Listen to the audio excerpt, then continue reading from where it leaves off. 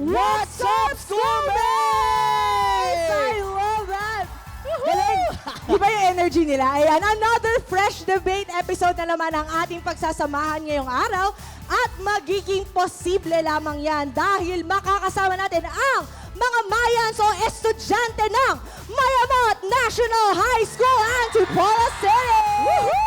Ayan!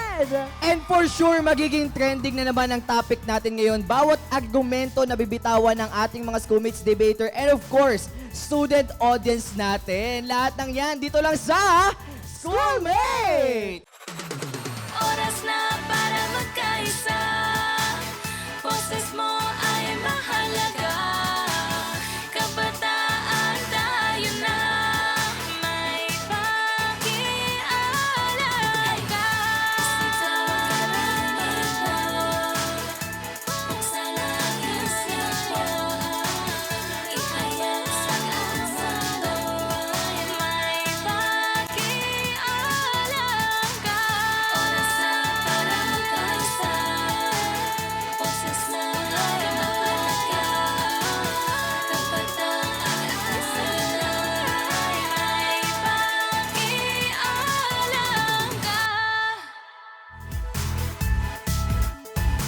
Schoolmates, noong nakaraang buwan ay naging laman ng mga balita ang nangyayaring shooting incident sa isang eskwelahan sa Tacloban City at ang mga suspect ay pawang mga kabataan. Sa nangyaring insidenteng ito, naging isang malaking usapin ang seguridad at parusang dapat ipataw sa mga kabataang nasangkot dito. Sa madaling salita, umiral na naman ang usapin ng juvenile justice. Sa mga pangyayari ng krimen na sinasangkutan ng mga kabataan ngayon, naging maingay muli ang panawagan sa pagbaba ng criminal age liability sa mga kabataan. Pero marami din ang naging negatibong reaksyon dito dahil para sa iba, kung gagawin ito ay hihina lamang ang batas ng Juvenile Justice Act o ang Republic Act No. 9344. Kaya schoolmates, ating sasagutin ang katanungan na, solusyon nga ba ang pagbaba ng age criminal liability sa mga kabataan o pinapahina lamang ba nito ang umiiral na Juvenile Justice Welfare Act sa bansa? Kaya atin nang kilalanin ang mga debaters na naniniwala na hindi ito or hindi nito papahinain ang batas ng juvenile justice kung ibababa man ang age criminal liability bagkus mas papalakasin pa nito ang umiiral na batas. Sino-sino nga ba sila? Panoorin po natin ito. Glyza May J. Macalanda and from Mayamot Antipolo City, 10 Amethyst. When I heard about the topic, it is very controversial nowadays, especially in our society. So my initial reaction is a little bit nervous and a little bit excited about my side because my side is I agree with the lowering of criminal age liability. It's actually a little bit challenging, yet it's actually an eye-opener to many children and many teenagers. I am Marca Arcilfuego, STEM 11 Cardinal. My preparation during this debate is more researching and more factual checking. And nagkaroon din po kami ng mock debate in groups so that we can share those knowledgeable information so that we can teach or so that we can tell that the issues upon these questions po. I am Crystal Buas, 10 Amethyst. I hope po na lahat po kami ay magdudo yung best po namin and ma-voice out po namin yung side po namin. At ang mga debaters naman na naniniwala na mas pahihinain lamang nito ang umiiral na Juvenile Justice Act kapag ibinaba ang age criminal liability sa mga kabataan. Kilalanin natin sila. Enrico Jolay Kilkirante, grade 10 section Amethyst. My initial thought when I found out that I would be put in a debate and be placed in an opportunity to speak up with this current issue, I was very surprised. But I am glad that they gave me this opportunity in order for me to speak up for this current issue. I am Eduardo Ardalas, grade 10 Amethyst. Mayroon po kami mga trainings as a group po. Nagkakaroon po kami ng mga open forum dun sa mga evidences na ipepresenta namin. And for me po as an individual, ako po ay inatasan ko po yung sarili ko na magkaroon ng self-discipline and yung mai-balance yung pag-take ng evidence and yung mga personal and academic studies po. Russell John B. Cadaves, 11 STEM Hawk. I hope we enjoy the time that we are going to have in the stage, and we just going to talk about this controversial topic and learn all throughout. At sa aming pagbabalik, isang mainit na debate ang ating mapapakinggan dito sa Mayamot National High School, Antipolo City. Lahat ng yan dito lang sa Schoolmates!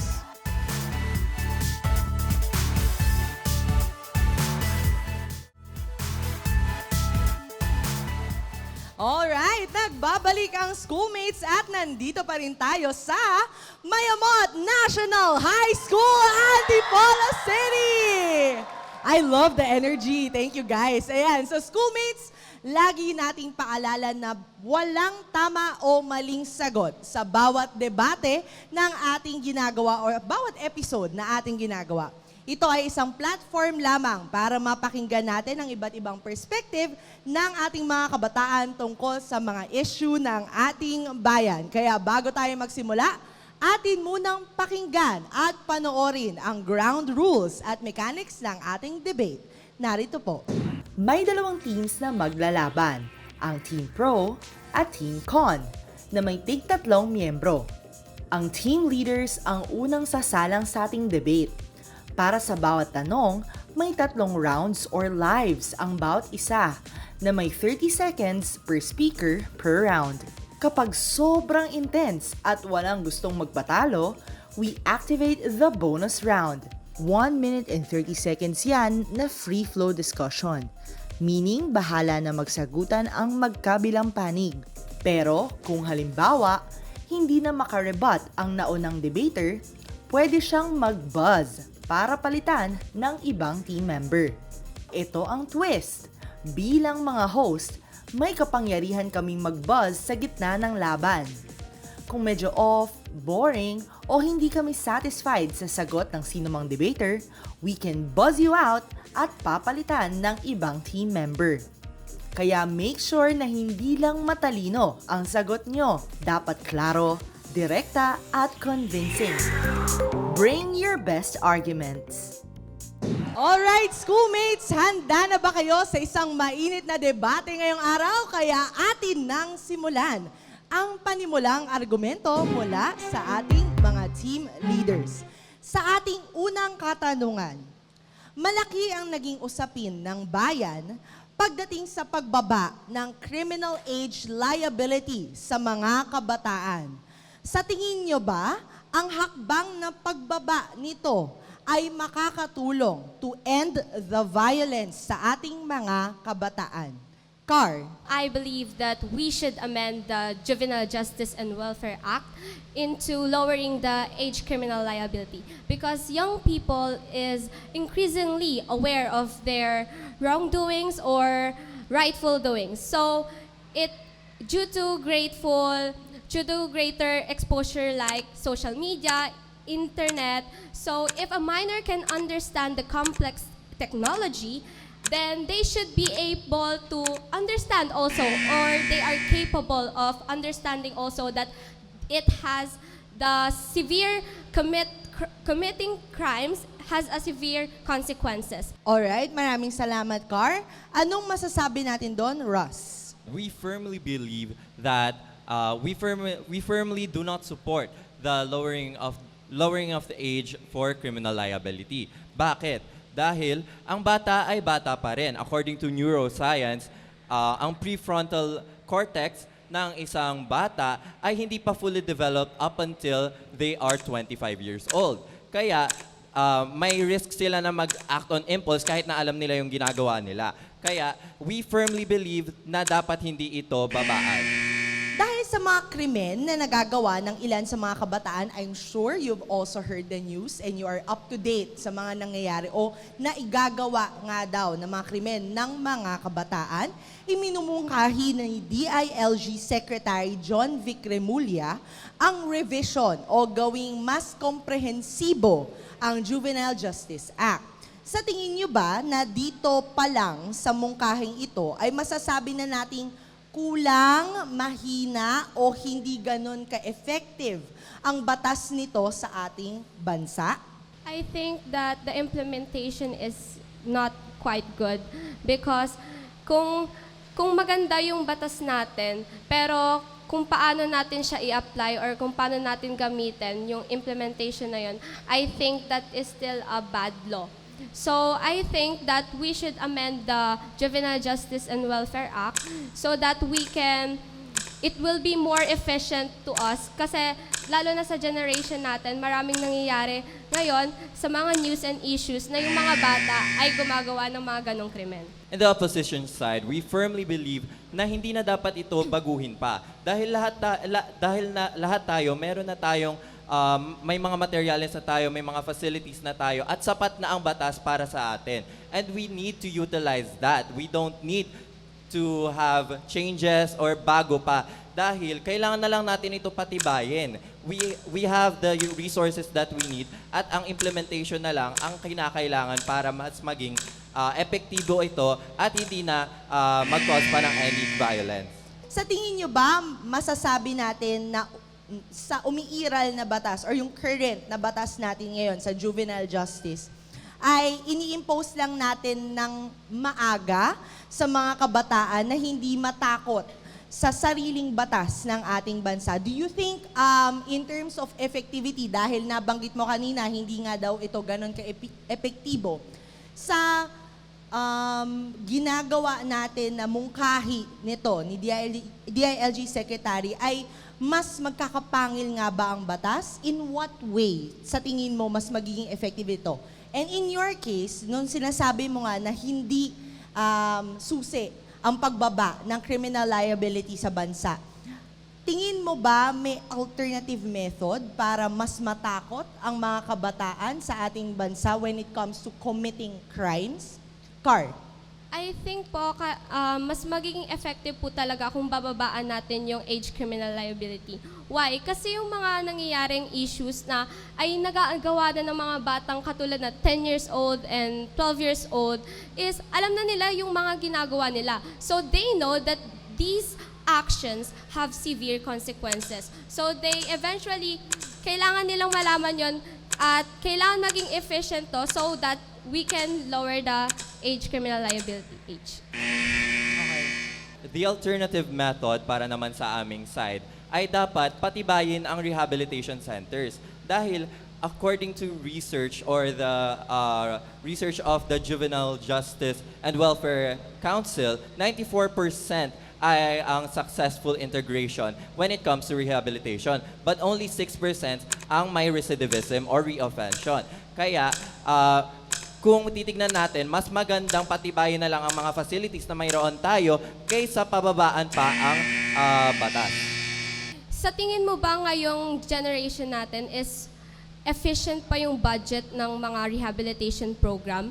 Sa nakikita ko kasi ay ang mga bahay pag-asa ay meron silang insufficient budget na nagsasabi dito na kulang yung resources and yung mga tools nila para i-guide yung mga batang nag-commit ng heinous crimes.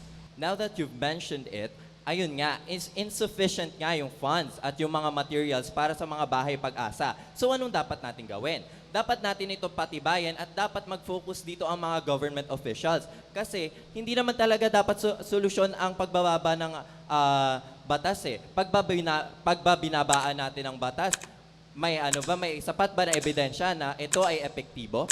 Kasi kapag nag-stick lang tayo sa rehabilitation program, paano na yung mga victims? Paano na yung masiserve yung justice ng mga victims? Kung ilalagay lang natin sila sa rehabilitation programs and yung sa mga centers na yon, paano masiserve yung justice ng mga victims? Ayun nga, ayun yung isa sa mga sad part when it comes to this topic. Oh, Kasi, exactly. no, wait. Pero kasi, ang justice lang naman ay hindi naman nakafocus lang sa pagpaparusa. Ito ay pag-focus para hindi na maulit muli. It's not a punishment, it's accountability. It's an accountability of Under the rule of law, magtitake sila ng accountability through rehabilitation na kung saan wala silang choice kundi umattend ang mga counseling ng rehabilitation para nga hindi na ito maulit. Kung ikaw ang tatanungin, mas gusto mo bang lumaki yung isang bata na nasa environment ng criminals or Hindi naman natin siya tuturo. associate ng criminals, or mas gusto mong magkaroon ng rehabilitation itong criminal na to at mas mabigyan ng mas magandang pagkakataon para magkaroon ng mas magandang kinabukasan. Ipagpapahiwalay natin yung mga criminals na adult sa criminal na mga bata. So, I think that hindi siya magiging efficient kung i-rehabilitate lang natin yung mga bata na nag-commit ng mga heinous crimes such as murder and rape.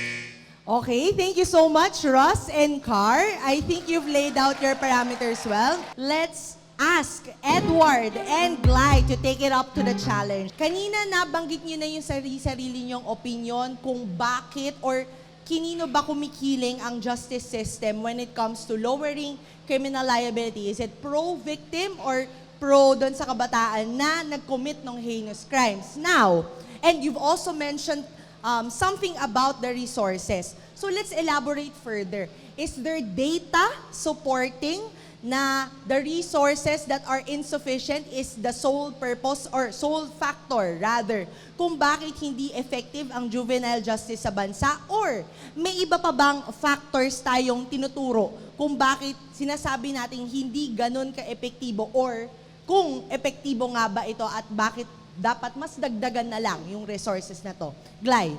Okay, well, according to the psychology of the child, these environmental factors are not the only solely things that we depend or yung mga bagay na nakaka-impluwensya sa kanilang mga desisyon.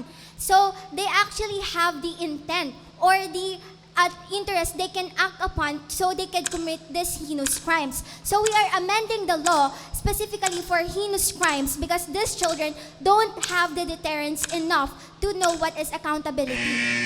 Okay, salamat Gly. Edward. So ngayon, yung sinasabi natin na meron pang tinuturong ibang factors, which is environmental factors, nawawalan ng suporta ng mga magulang yung mga kabataan na nakakagawa ng mga serious and heinous crimes. So according to PNP, from 2017, 26,000 yung mga kaso ng mga CICL. Bumaba ito into 5,000 in 2025. And how can you be so sure na pag binaba natin siya, like ibang bansa, Wales, England, Brazil, kahit na nagpatupad sila ng ganun, hindi nila napatupad ng maayos at meron pa rin problema. Well, I firmly believe that good law doesn't make bad implementation because we firmly believe here, and I beg to disagree with you because we firmly believe that we have discernment. We propose the legal accountability for these children because we have to put them in an environment where they can learn what is the accountability. Because this happening right now is what lacks of fair accountability, and for the victim's family will say is that they lack the justice. Okay. According to the data, we are failing because of the cases na parang sinasabi niyo tumataas daw yung kaya gusto niyong amendaan yung batas. According to Article 15 Section 3, the state shall defend the children and merong karapatan ang bawat children sa assistance mula sa gobyerno. And now, yun nga sinasabi natin na kailangan pa ng further investigation and further research bago natin i-implement yung batas kasi it further improves yung stigmatization sa lipunan. Nais nga daw ng ilan na ibaba sa 12 years old ang criminal age liability sa mga kabataan, at ang ilan ay tutol dito sa dahilan na hindi nila alam ang kanilang ginagawa. Naniniwala ba kayo na sa ganitong edad ng isang kabataan, kapag nakagawa ng krimen, ay talagang hindi nila alam yung kanilang ginagawa or wala silang personal knowledge dito? What do we mean by discernment and what do we mean by accountability? Gly. Well, for us, discernment is a legal task. Where the law asks the child, do you know what is right and what is wrong doing the action? So here, we propose that if you are ironically saying that these children do not have developed prefrontal cortex, well, according to the neuroscience, there is actually until 22 to 25 5 years old. So are you just ironically arguing that this 18 years olds too don't have the developed prefrontal cortex? So this means that they should be exempted from criminal liability?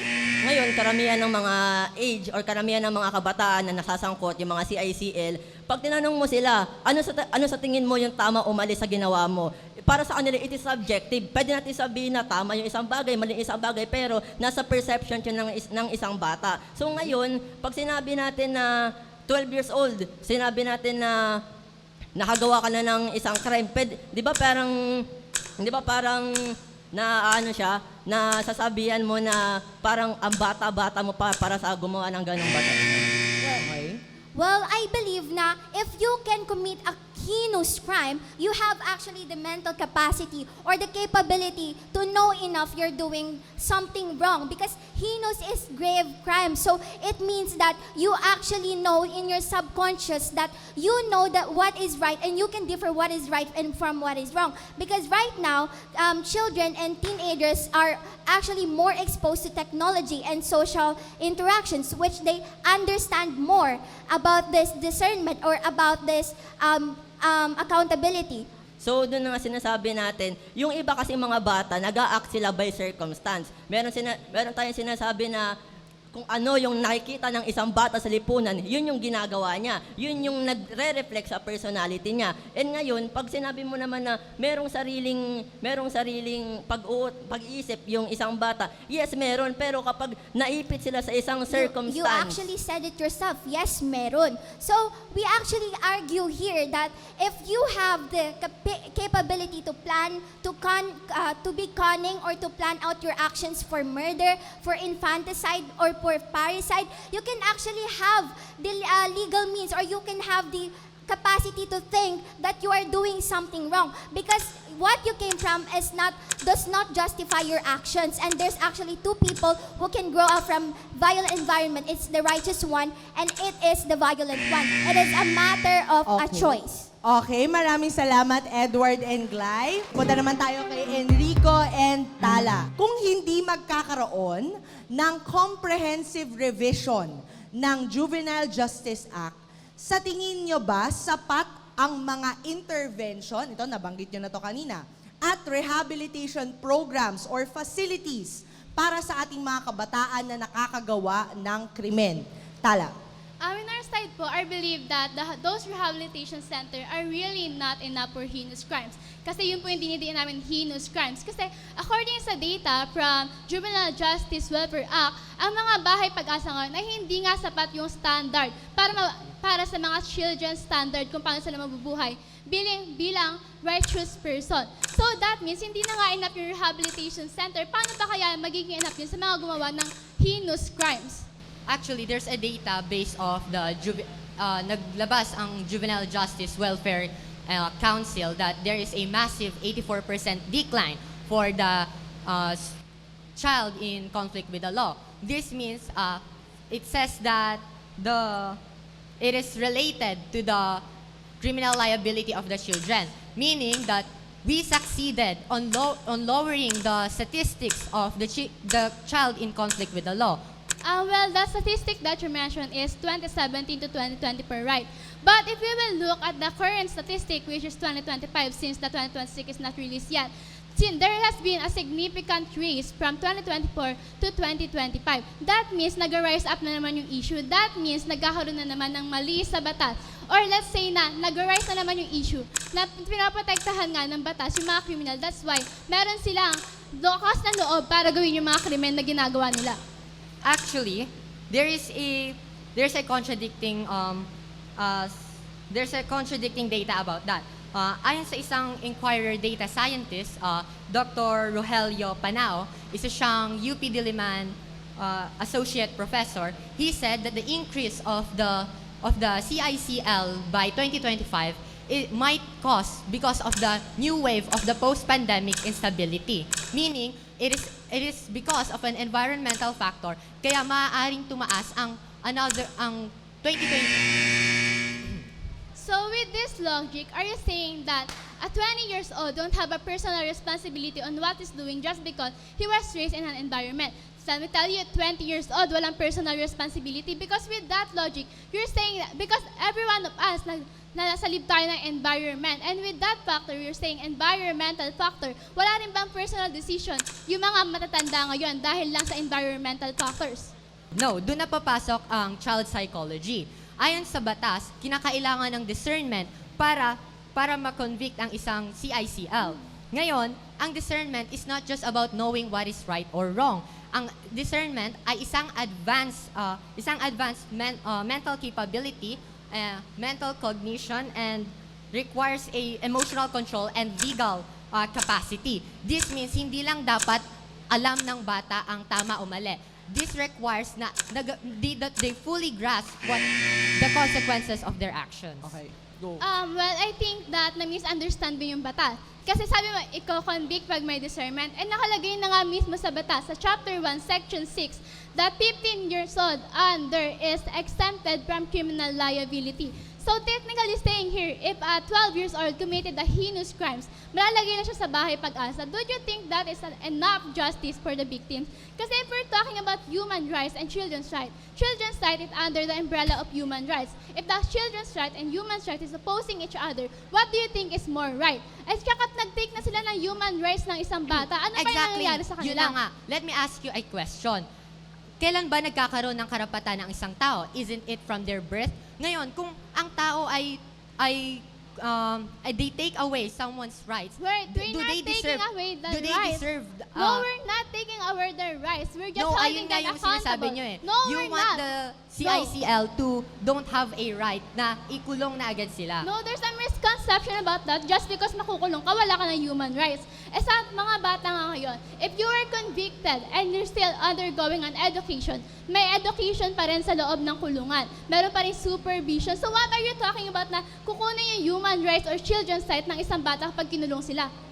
No, what you're saying kasi is it is unfair for the victim. Yes, But- it is unfair for no, the victims. actually- Kumuha ka actually, ng it's buhay, not. tapos pupunta ka lang sa rehabilitation Yes, center. they have existing rights. Kaya nga hindi dapat porket kumitil sila lang. Okay. Sige, I think there's plenty of time to further refine your thoughts. Pero bago ang lahat, maraming salamat muna kay Tala and Enrico. Simula pa lamang yan dahil marami pang mainit na debate tayo mapapakinggan ngayong araw at maririnig pa natin ang perspective ng magkabilang panig dito sa Mayamot National High School, Antipolo City. So, lahat ng yan ay sa pagbabalik lamang ng Schoolmates.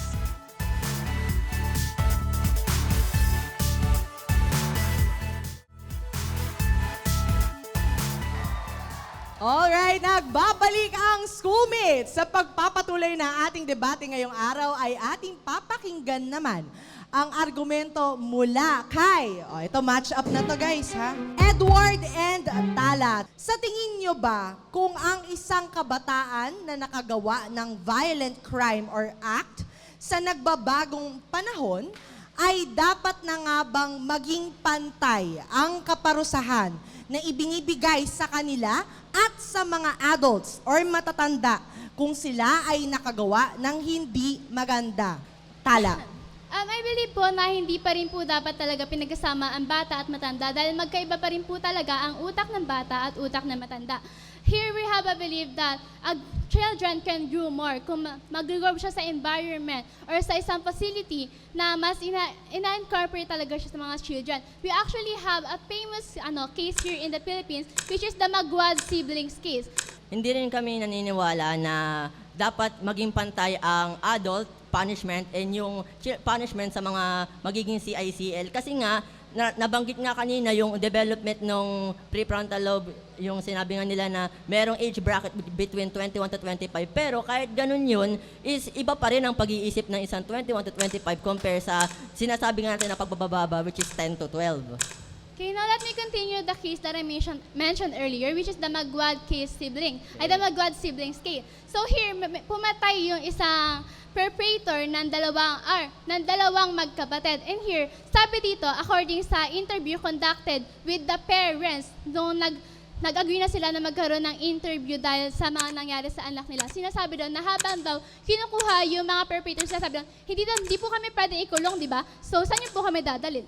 So, with that, aware na talaga sila sa mga legal capacity na meron sila. So nandun na nga tayo, tinanong nila na saan kami dadalhin? We have rehabilitation center at nandun na nga yung pinaka point ng rehabilitation center is yung restorative justice, which is magkaroon ng second chance doon sa mga bata na magkakaroon. Kasi nga, hindi naman lahat ng bata, hindi naman pwede sabihin na sinabi nila na we have na ginawa namin to. Yung iba doon is sabi ko kanina is victim by circumstance. So pag sinabi ba natin na yun nga, yung bata na yun is iba doon sa mismong pag sinabi ba natin victim by circumstance. So you're telling me that Bahay Pag-asa is enough for heinous crimes. Actually, meron nga nag-open up na case dito ever since na napunta sa rehabilitation yung perpetrator na Magwad siblings. Ang sabi doon, nakakagamit pa rin ng social media yung perpetrator. Imagine, the perpetrator has more freedom than the victims themselves. Is that the justice that we're looking at? So kapag iniisip natin na nakakaroon pa rin ng access sa social media ang isang perpetrator, ano bang magagawa niya once na makalaya na naman siya? Okay, yun nga sinasabi natin na meron ng loophole doon sa mismong Bahay Pag-asa. Why not strengthen it first? Yun nga sinasabi natin, kaya nga meron tayong rehabilitation centers to rehabilitate. Kung may problema man ang rehabilitation centers, mangyayari yun internally, pwede natin ayusin yun by palitan yung mga trained professionals doon, yung mga social workers doon, dahil sila mismo yung problema. And it doesn't mean na ihahalo natin sila doon sa mga adult na nakagawa ng kulong kasi iba yung bigat nung punishment pagdating sa restorative and direct imprisonment. Well, first of all, I didn't even mention na paghahalo natin yung mga bata at saka adult. At saka sa rehabilitation center, do you think rehabilitation or Bahay Pag-asa is enough consequences for heinous crimes? Heinous crimes. Kaya nga sinasabi natin na it promotes restorative justice. We are being gentle doon sa mismong... How about the victims themselves? Yung buhay na kinuha nila, mare-restore pa ba yun? Yun nga eto. Ngayon, pag sinabi natin na pumatay ang isang bata, ito ba? That's violating human rights. You're protecting children's rights, but you're violating human We rights. are not protecting them. We are just How are you not we are just protecting them? You are placing them. not putting them in prison. That's protecting the criminals. How can you say that they are protecting them? Kasi nga, kaya nga sila napunta doon sa rehabilitation center para nga mabago kahit papaano. And based na rin sa data, yung mga social workers na naka-observe doon sa mga CICL paano nga ba na yun, naisip ng mga bata na to na gagawin nila yung mga krimen merong na yun? change doon. Kasi nga, protektahan nga sila ng bata. At isipin mo, 15 under. Imagine you're 12 years old and tumatay ka ng isang tao. Pero dahil 15 under ka pala, mapupunta ka lang sa Bahay Pag-asa at hindi mo mapipace yung consequences na dapat mukha mo for heinous crimes. But does that mean na kailangan natin silang i-direct imprisonment? You are not directing them. There's a due process you are about eliminating heinous the process Due of rehabilitation process. center. Due Meron tayong process. alternative route. All right. Thank you so much, Edward and Tala. Now, let's pass the baton to Enrico and Car. Naniniwala ba kayo na ang isang kabataan na nakagawa ng krimen at sumasailalim sa mga interventions at yung mga sinasabi nga nating rehabilitation under Juvenile Justice Act ay hindi na muli uulit or magiging repeat offender ng violenteng aksyon sa kanilang or sa kanyang ginawa or nagawa? Okay, so meron akong example na ibibigay sa'yo na itong mga tao na to ay nasa rehabilitation program, which is drug rehabilitation program. Merong isang lalaki na nagpatay ng 2 lalaki sa loob mismo ng rehabilitation program. So, ibig sabihin, it is that efficient enough na ilalagay lang yung mga criminals sa rehabilitation program, pero gumagawa pa rin sila ng mga heinous crimes na yon. Exactly. Ayun na nga yung ipaglalaban natin. Strengthening the implementation. Sabi mo na nga, nakapatay siya sa loob ng Bahay Pag-asa. That means there is something wrong sa implementation ng Bahay Pag-asa O kaya na yun. nga. That's why we should strengthening more the Bahay Pag-asa. Instead of amending the law, kasi nga, we need to fix what needs to be fixed. At ang may mali ay ang implementation, but not the law. We should also strengthen the accountability for those who committed those heinous crimes. Bakit? Hindi naman na-fix ng mga LGU and mga DSWD lang yung mga nagko-commit ng mga heinous crimes below 15 years old. So that we can also integrate the lowering of age criminal liability into 10 to 12 years old. So, para mas maging makapaniwala na natitake nila yung accountability na sa ginawa nilang crimes na yun. Speaking of accountability, kung ibibigay natin lahat ng accountability sa bata, hindi ba nun matatanggal ang accountability sa surroundings niya? The environmental factors, like the parents, the government. How about the accountability for those two? Meron Ha? siyang choice. He has a choice. They has a choice. It is a matter of choice. Exactly. Pero nga, that choice might be affected by environmental factors. Actually, I have a data. By 2017, there was an increased peak of CICL cases. That is because of the previous administration. Kasi we know that the previous administration they glorify their brutality and they depict it as strength. Ilang data yon sa sinasabi mong CICL? That was released by the Juvenile Justice and Welfare Council by 2017. Ilang data? That was one data that says that there was an increase in 2017. How many? There was an increase of 84%. There were 84% decline from the 2024, meaning that there were there were 26,850 cases of CICL. Okay, pero na-justify ba yun? Na-justify ba yun ng maayos? Lalo na yung sa mga victims? No, what I am No? What I am No. What I am implying No. What I So am you mean implying walang justice sa mga victims? What I am implying is the choice is very affected by the environmental factor. Kaya nga may choice sila eh. May choice sila para gumawa ng tama at mali. Maraming salamat sa pagbanggit ng inyong mga points. Thank you so much, Enrico and Car. O sige, back to the platform, Gly and Ross. Sa nagbabagong panahon, ay ang ilan sa mga kabataan na nakakagawa ng krimen sa bansa, naniniwala ba kayo na talaga na ang isang malawakang revision ng Juvenile Justice Act ay mabibigyang sapat na hustisya ang isang naging biktima? So, we talked about accountability, we talked about discernment, we talked about how punishment should be dealt with. Do you think that justice is served if ma-revise ang Juvenile Justice Act, and why? And if not, bakit hindi?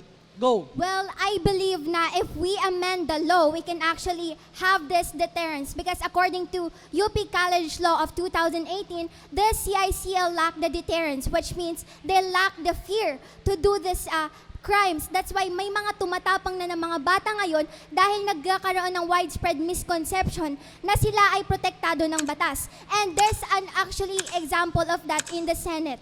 Okay, let me further analyze that later on. Okay, thank you so much, Ross. And katulad nga ng sinasabi mo na may misconception sa law, dapat nga mas magkaroon pa ng mas maayos na implementation dito para nga mas maintindihan at mas magkaroon ng komprehensibo patungkol sa batas na ito. At ayun nga, katulad nga ng nilapag kong data kanina na according to JJWC or Juvenile Justice and Welfare Council, na nagkaroon ng 94% na successful integration and 6% na hindi na nagkaroon ng recidivism, na nagpapakita na very effective ang rehabilitation center, kaya hindi na natin kailangan amendyahan ito. Well, according to the COA 2019, that there's actually below 56% na nagkakaroon ng unfunded bahay pag-asa, which determines na hindi epektibo at ang pagkakaroon ng masamang implementasyon ay hindi determine or nagsasabi na mayroong loophole doon mismo sa batas. So we are advocating here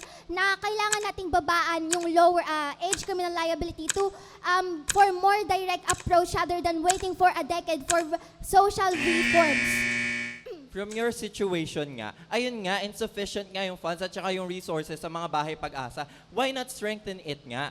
Paulit-ulit tayong sinasabi na dapat na si-strengthen to dahil paano kapag naamendyahan na yung law, tapos ganun pa rin ang funds ng Bahay Pag-asa. So ano yung pagbabago doon? Well, yun nga kailangan nga natin ng mga approaches, and this approach can actually lower the crimes that are happening right now. So, meron akong example for the ineffectivity of this Bahay Pag-asa, which is there's actually a rapist, a children offender na pumasok sa rehabilitation center, pero hindi siya, pinalabas siya tapos ginawa niya ulit yung krimen, which means that hindi totoong epektibo ang rehabilitation centers for these heinous crimes. Pero hindi ibig sabihin nun na kahit iilan yung kaso na sinasabi mo na hindi ito epektibo, ay hindi na epektibo mismo ang rehabilitation Pero hindi centers. rin ibig sabihin nun na porket okay na yung sinasabi niyong batas, ay kailangan na nating mag-settle for bare minimum. We have a proper discernment kahit na Yes, tawag exactly. dito, kahit na bata tayo. Pero katulad nga ng sinabi ko, according to neuroscience, na hindi Well, pa hindi- developed ang prefrontal cortex It ng doesn't, isang bata. paano mo masasabing hindi mo alam na mali pala ang pumatay ng tao when you have the capability? You are not understanding Okay. what I am saying. Wait, let me ask Okay, ask the maraming question. salamat, Glay and Ross. Sa aming pagbabalik, ating mapapakinggan ang say naman ng ating audience kung nakinig sila at kung may notes sila sa mga nabanggit ninyo sa ating mainit na debate ngayong araw at kung sino sa inyong mga debaters ang tatanghaling best speaker ngayong araw. At lahat ng yan ay sa pagbabalik lamang ng Schoolmates.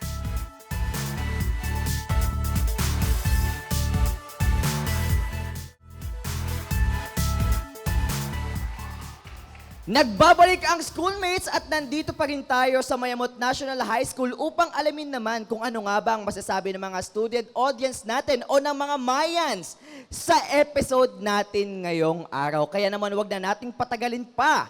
Umpisahan na natin. Okay, I need one volunteer muna. O sige. Okay, dito. From this side. Come on here, come on here. Sa tingin mo ba ay papahinain lamang ang umiiral na Juvenile Justice Act sa bansa kung tuluyang ibababa ang age criminal liability sa mga kabataan? Hello po, ako po si Chio Galicia from 11 Eagle. And ang sagot ko po sa tanong na yan is, hindi po, but rather papalakasin po nito yung ating, ang ating law or ang ating batas. Bakit po? Ayon po sa aking na-research is, ang binigay po na report ng GJWC is 4,858 ang CICL na nagmula sa 2020 to June 2025. And while naman po doon sa mga under 15 years old na nag-commit ng mga heinous crimes is around 2,300 po. And ang point ko po doon is meron pa rin po. Kumbaga, ang point po natin, ang kailangan po natin ay mababa pa rin po yung limit or yung floor ng age liability. So, kung dapat pong babaan ay mas marami po tayong mahuhuli. Kasi po ang dependency po natin is about po sa discernment. Pero po parang wala po tayong clear na basehan ng discernment. So, kumbaga, kapag binabaan po natin yung age of liability is magiging stronger po or magiging mas malakas yung law po natin doon sa doon sa may RA 9344, which is ayun nga po yung yung CICL. Ayun po. Thank you so much, Chio, for that well-researched answer. No? Maraming salamat. Markado na ng 10 out of 10 ang Yes. ating audience kanina. So sana yung mga commenters din natin, maging 10 out of 10 din tayo sa ating internet etiquette. Ayan. So, okay James, alamin na natin ang ating best speaker na nagbigay ng kanyang best arguments sa mahalagang issue ngayong araw. But debaters always remember, ayan, na lahat kayo ay panalo na ngayong araw. Because again, walang tama or mali. It's just an opinion, guys. No, pantay-pantay naman namin kayong pinakinggan at ang inyong mga argumentong inilatag tungkol sa issue ng ating bayan. So, With that, let's reveal our best speaker for today. At Ayan na. siya ay walang iba kundi si Glyza May Macalanda. Okay, congratulations. You know what, Trish? What I learned about this episode is the measure of just society is not just on how it punishes children.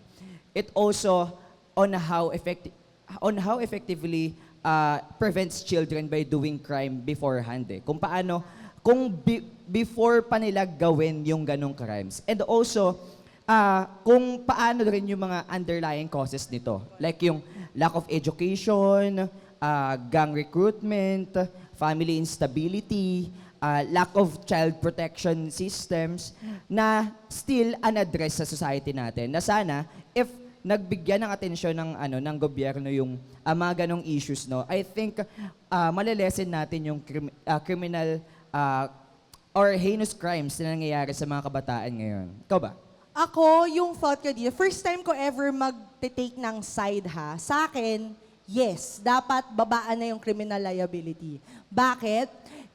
I think it lies on just 3 specific factors. So again, yes, but with reservation Yes. Ito yung opinion ko lamang. Bakit? 3 things. Relevance, circumstance, impact. Una, relevance. Bakit? Sa generation natin ngayon, even you guys, as young as maybe like less than 10 years old, already know the term like prefrontal cortex, di ba? Alam niyo yun. Alam niyo yung accountability. Alam niyo yung discernment, di ba? Again, ito yung pinopoint out ko kanina na we loosely use that term around. But, bukod sa generational gap, social media and fake news ay laganap, di ba? Yes. So, parang dito pa lang ang mga kabataan, they may be influenced, but they also know what to consume, di ba? You have access to this information. Siguro yung pangatlo, westernization. Lahat kayo nakakapanood ng mga content from Western cultures. And even then, alam nyo, ang mga mass shooting, murders, killings, you know that, di ba? So I think in terms of relevance, timely na dapat babaan mo because mas marami nang may access sa ganitong uri ng impormasyon. Next, on circumstance. Sabi mo kanina, ito maganda yung sinabi mo, nawe-weaponize kasi yung mga kabataan to do crimes by criminal organizations. Totoo. And we cannot deny that. May it be prostitution, maybe in other forms of crimes, nagagamit ang mga kabataan. At ano ang rational? Hindi naman kasi sila mananagot sa batas. So sila yung ginagamit, di ba? And on that, poverty and delinquency are still prominent. Ang mga kabataan na mas bumababa ang antas ng pamumuhay, kahit ang mga pamilya, mas prone gumawa ng masama. Bakit? Because they have to survive. And therefore, you need harsher deterrence para hindi nila gawin yung mga ganong uri ng gawain. And lastly, impact. Bakit? Kasi mitigation is better than reparation. Pag nagawa mo na, may magagawa ka pa ba? Wala na. Diba? Kaya, ang dapat natin i-instill sa mga kabataan ay kapag mag-isip ka, gawin mo na ng tama. Huwag ka nang, ay okay lang, papatawarin naman ako pagbibigyan naman ako only slap on the wrist. Yun yung nagiging notion ng mga kabataan ngayon. At dito ako babalik, bakit yes but with reservation? Kasi sabi mo nga kanina, yes, as a teacher yourself, di ba? Education should be the weapon to reinforce discipline and discernment. Kung sa paaralan ay hindi na agad na nare-reinforce na lahat ng maling ginagawa ay hindi pwedeng, okay na, let go na. Kaya tayo may detention, kaya tayo may guidance counselors. Because they reinforce what needs to be done. Kasi ito yung formative years nyo Kung ngayon napapagbigyan na kayo, edi iisipin nyo, pag lumabas ako, pagbibigyan din ako. Diba? Alam natin na ang Philippines is a shame-driven country. Kapag napapahiya, tsaka lang humihinto, di ba? That's why in schools, you have to bank on that. You have to call out students, you have to call out teachers or whoever is doing wrong. Kasi kung nahihiya sila, more likely they will stop doing it, di ba? But it needs to be called out. Hindi yung kapag nagawa na, tsaka mo palang, Totoo. di ba? So you prevent it. And siguro, for me, parental responsibility. Hindi natin iniaatas sa mga guro lamang ang responsibilidad na ayusin ang buhay ng bawat kabataan kasi nagsisimula yan sa pamilya. Ang mga pamilya or sa bahay, di ba? Kapag nagkakaroon ng issue, anong sasabihin ng mga magulang? Hindi niya po yun magagawa. But half of your life, you spend it in school. Di ba? So, we have to also make our parents accountable to know what is going on in our lives as students. But you do not rely on your parents and your teachers to make a decision because you are being trained to become a socially civic person, a socially disciplined person. So, sorry, marami ako nabanggit dahil sobrang relevant nito sa mga kabataan. Gusto nyo bang masira ang kinabukasan nyo bago pa magsimula? Diba? So, deterrence is key and therefore harsher punishment is needed but with reformation. And with that, gusto ko lang pasalamat guys sa sobrang mainit na pagtanggap and mainit na pakikipagdebate dito sa Mayamot National High School. The Mayans! Maraming salamat po. Correct. At sana natuto kayo no, sa episode na to kasi apektado kayo lahat dito kapag bumaba siya or mag-retain. And with that, sa bawat usapin, sa bawat issue, may boses tayong mga kabataan. Sumali, makinig at makiisa dahil ang bawat opinion natin ay mahalaga. Kaya naman, sabay-sabay nating isigaw sa buong mundo. Schoolmates, May pakialam ka! Thank you so much, guys.